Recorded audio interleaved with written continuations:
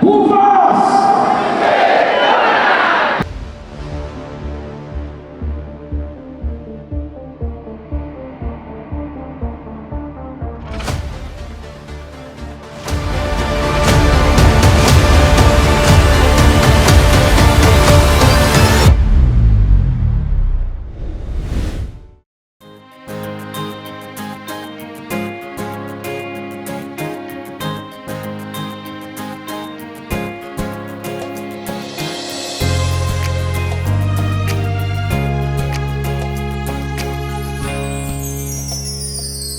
Saat runtuh tahta yang mendusta, terbit fajar membawa cahaya.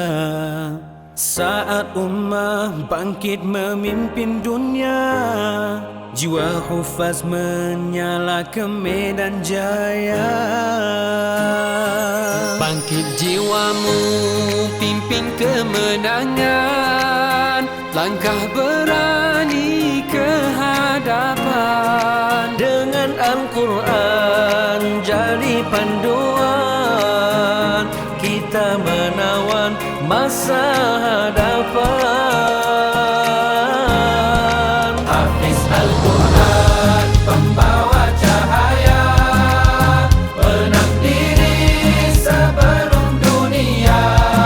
Dari hati yang penuh makna, lahir pemimpin. Pada tahun ini, subhanallah, alhamdulillah, lebih daripada 200 graduan telah pun berjaya dilahirkan pada tahun ini, subhanallah. Menghafal Al-Quran bukan kemuncak perjalanan. Ia adalah permulaan kepada amanah perjuangan.